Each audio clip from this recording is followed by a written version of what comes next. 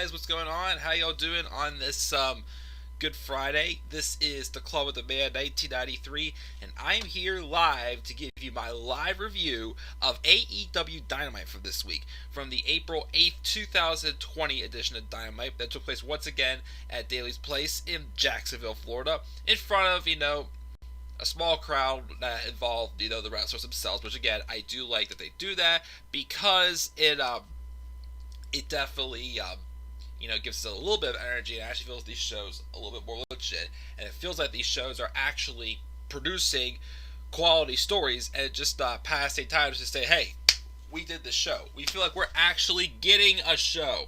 But, time of limited time, I only have about a half hour, but, I'll review Dynamite, and then in about a couple hours, I'll come back up here again and review NXT. And, I have some things I'm doing tonight, so I'm not sure if I'll get to watch SmackDown live or not, but I will probably have to just catch the highlights from there and just do a review based off of the highlights from what we got on SmackDown. And, of course, also, I do know the Revival were granted their release today from WWE, so I will do a separate video at some point over the weekend as well to give my thoughts on the Revival finally getting their release and finally being set free from Vince McMahon. But we'll talk about that in another video. Of course, we could be talking about them here for the next few weeks, but who knows. So, guys, overall, Dynamite this week I thought was pretty good. Did its job. I mean, I thought it was a great show. We had the first round of the TNT Championship tournament. We had another showdown with Lance Archer. We had a really good women's match with Hikaru Shida and Dr. Britt Baker, DMD. That was definitely one of the best women's matches, I gotta say, I've seen so far in AEW. I also, of course, besides having Chris Jericho on commentary, he was quite awesome on commentary. I also liked the promos we got hyping up next week's match, the No Holds Barred match for the AEW World Championship between Jake Hagar and Jon Moxley. And I'm actually a little more into that match after these promos, and it was those promos that kind of got me thinking, like, okay, I'm starting to click a little bit with Jake Hagar. Not saying I'm a huge Jake Hagar fan, but I think those promos that we got was kind of able to wash that taste, that Jack Swagger taste out of my mouth for Jake Hagar, to take him a little bit more seriously. But we'll get to those. Hey, Charlie Kelly, hope you're well. Thanks, man. Again, it's been a tough week this past week for me. Again, I didn't want to keep rambling on about it, but unfortunately, my uncle passed away on Saturday after a year-and-a-half battle of cancer. And of course, just being quarantined here, and of course, the recent announcement that in my state I live in, schools are going to be closed for the rest of the year. So, obviously, we're still waiting for, the end of this pandemic to come. But of course, as always, we're not the only one dealing with this. It's worldwide right now, but as I always keep saying, the most I can do is just offer my thoughts and my prayers to everybody out there who's definitely dealing with being quarantined and being limited in what we can do right now. I'm sure we all want to be able to go out and spend time with our families. Those who are getting ready to graduate high school or college this year are not going to be able to get that graduation ceremony that they wanted to do to celebrate one more time. So, people didn't get to have those last moments with their friends and whatnot that they'll be going their separate ways with next year. But all I can do is continue to offer my thoughts and prayers for all those people. But anyways, I apologize again. I'm kind of on a little bit of a tight schedule here, so let's roll right into this Dynamite review. We open up with a promo from Jake the Snake Roberts. He said, "My history will not be my destiny. But before spinning scenarios of hoping in front of a moving train or jumping out of a plane without a parachute or standing across the ring from Lance Archer without a prayer of winning, all three things lead to the same result. You are done. You saw what happened to poor Marco Stunt. Nobody else wanted it, and he took an opportunity to prove he was willing and a man. Sometimes it's better to be thought a fool than speak up and remove all doubt. And Marco is an idiot. Cody Rhodes might just get beaten by Shawn Spears, and that surprised everybody. But Jake, who suggests that he might lose it intentionally to avoid Lance Archer, asks Cody to squeak up." And then we have Chris Jericho and Tony Schiavone on commentary tonight, as JR and Excalibur were unable to be there last night. First match we had was a squash match. Lance Archer took on a guy named Alan Angels, and Archer just destroyed Angels, clubbing him up, tearing him down, disdainful slaps off the ropes.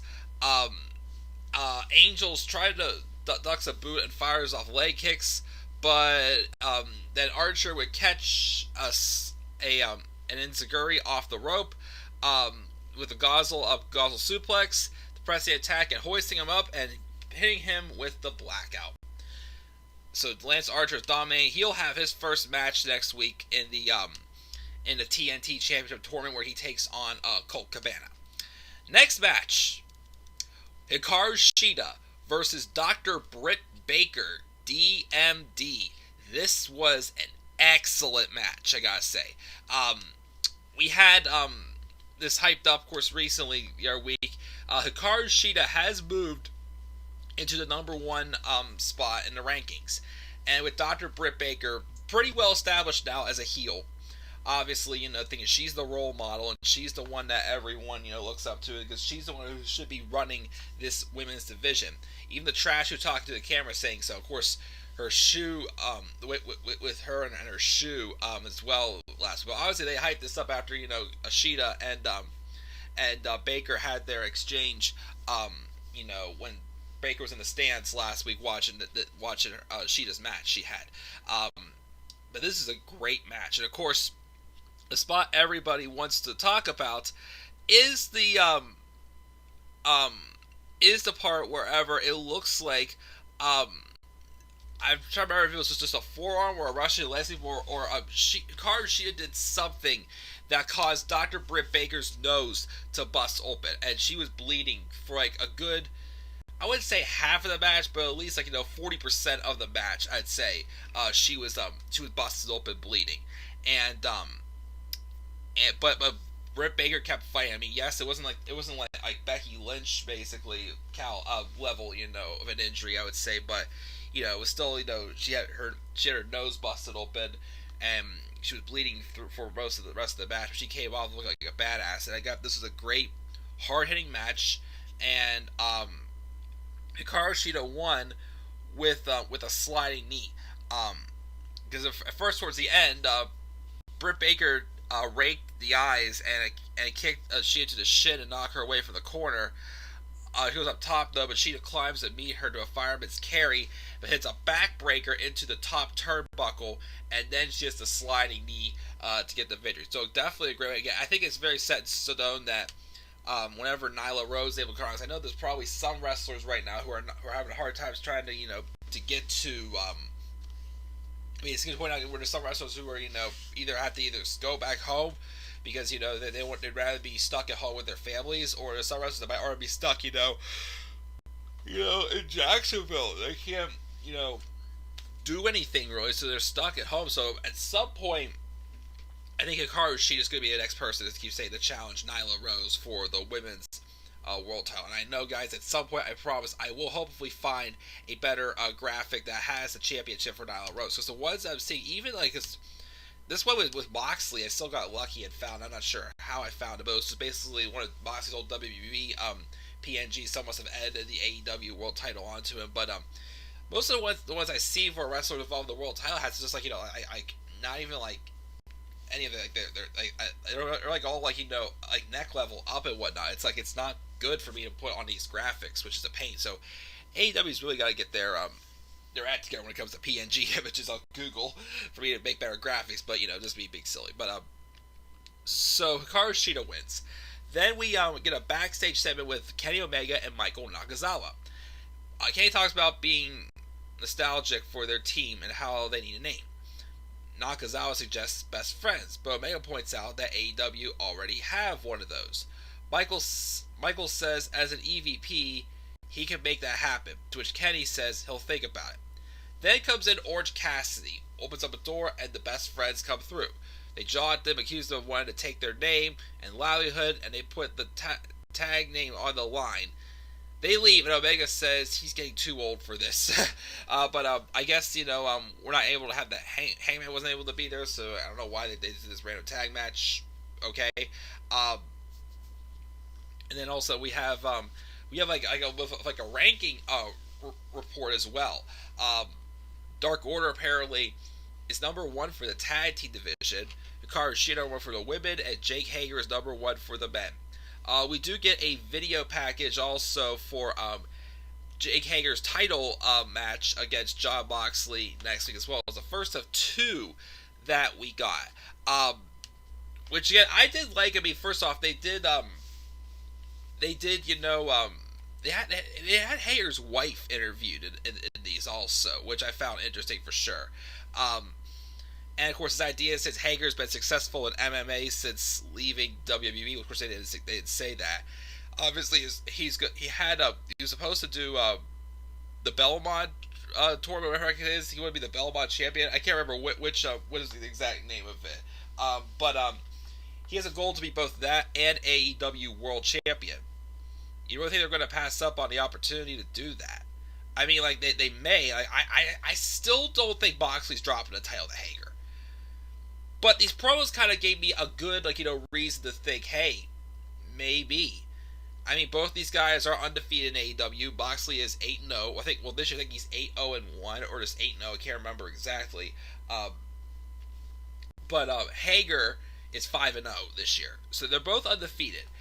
But obviously, with this being no holds barred, and just showing how the intensity that comes out of Hager for sure with his MMA style.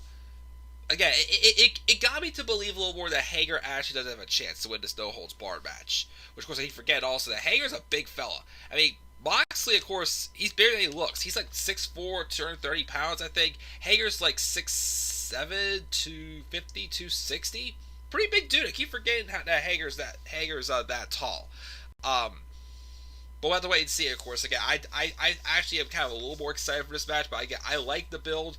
I like these promos for sure. I think they definitely, to me personally, they help me get that Jack Swagger taste out of my mouth. And actually, okay, this is a completely different story we're talking about here. This is not the same, character that we got from we got in WWE. This is actually somewhat completely different. It's something that I might be able to take a little bit more seriously.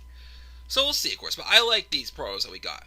We also get a video package of Cody Rhodes and Shawn Spears on trading promos about how important winning the TNT title would be to them. Obviously, Cody Rhodes mentioning how, right now, of course, he lost to Jericho. He can't challenge for a world title, but, TNT he can at least challenge for. He's having stayed in the top 5 of the rankings, but he obviously, he wants to represent, the channel that's given this company the opportunity. Of course, Shawn Spears as well talks about their history that they had with each other from back at All Out. Then we have Best Friends Chuck Taylor and Trent taking on Omega and Nakazawa. Random match. Wasn't too bad though. It was a pretty good match. Went back and forth pretty long. But Best Friends will win by pinfall with the Strong Zero, pinning Michael Nakazawa to retain the rights to the Best Friends name. So okay, just going to get Kenny Omega on the card and whatnot. So I'm not sure what this really did, but it still was good for what it was. Good tag match. We also get another Dark Order video package with Mr. Brody Lee and his Vince McMahonism instincts.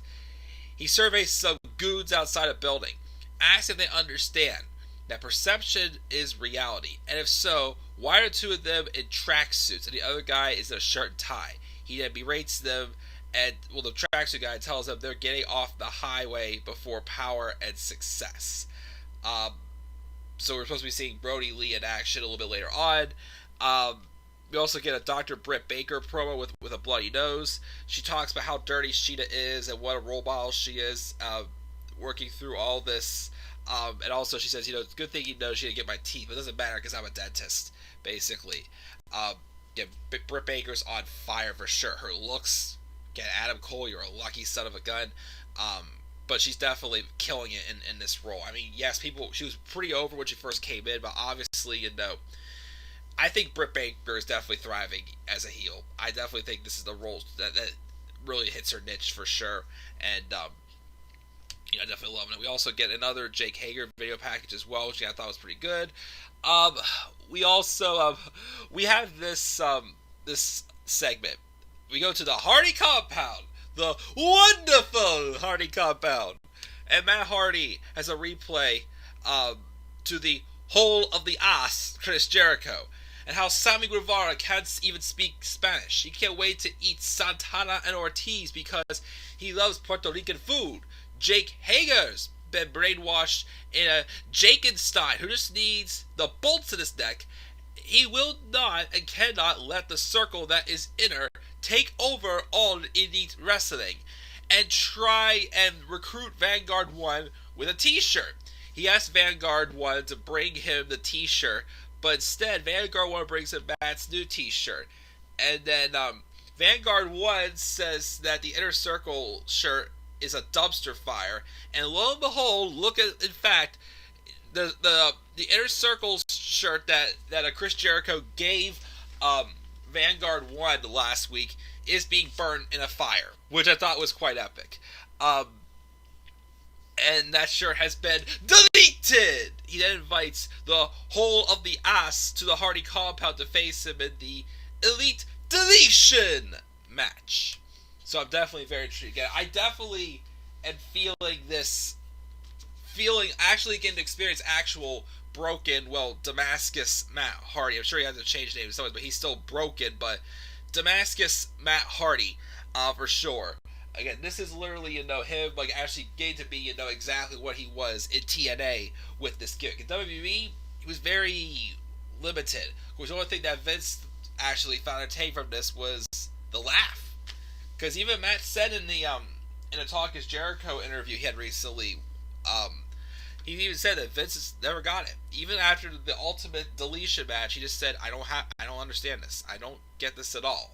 But now, I feel like we're really hitting that bread and butter stride. Again, he doesn't have to be champion, but his thing is he wants to be utilized, and he still feels, he has a lot of creativity, and he wants to have fun with the last few years. He thinks he has about 3 or 4 years left in the business. So, he just wants to still contribute to the wrestling industry. And right now, WWE was just not, the place to be for him. So now he's in AEW, and I think he's rolling with it for sure. I definitely do like what he's doing. So we had that, and then of course the rumors that he's gonna be the Exalted One, but the Exalted One, Brody Lee, has a match with some jobber named Lee Johnson, and he squashed him and beat him with a discus lariat, which is awesome. I love what Brody Lee's doing so far. Then we have our main event. It was the first match in the AEW TNT Championship Tournament. Cody Rhodes versus Shawn Spears. Match was pretty good.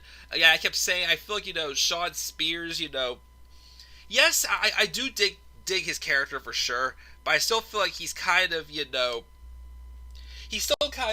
finding his way up the ladder, of course. He's now 2-7 because Cody beat him. He's 2-7 this year, and he has an overall record now of 7-12 in his career for AEW. I don't know. I guess the only thing that's kind of bothered me about this TNT tournament is the fact that there's a bunch of rematches. And yes, you don't want 50-50 booking, but it's not leading to anything fresh to me. But still a good match. I'm not going to take it away. Cody does go on to win. And he is going to be going on the second round to either face Darby Allin or Sammy Guevara. I'm still thinking it's going to come down to Cody Rhodes and Lance Archer. And Lance Archer, I think, is going to win the TNT Championship. But, the depth, on both sides could be, on the brackets. On one side, we have Cody Rhodes and Shawn Spears.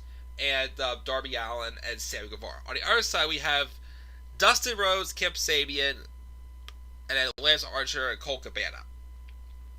I don't know, the depth I feel like could have been, again, the match I feel like could have been, mixed up a little bit more, like the opponents I felt. Because, again, instead we're getting just a bunch of rematches. And to me, it seems a little too predictable. But, not going to take away, it was still a good match. But that's the show, guys. That was this week's episode of Dynamite. Gave it a B+.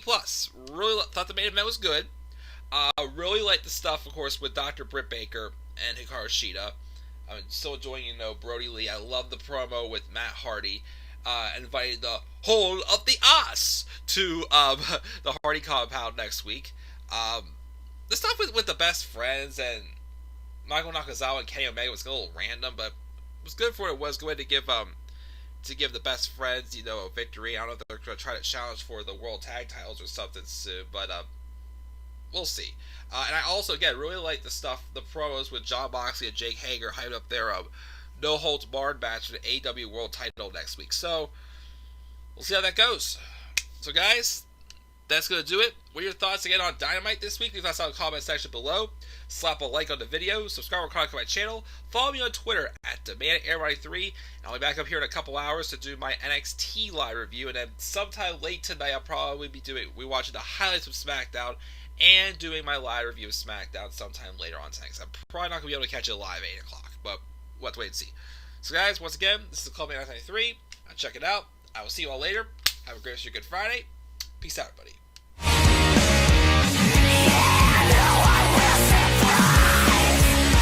No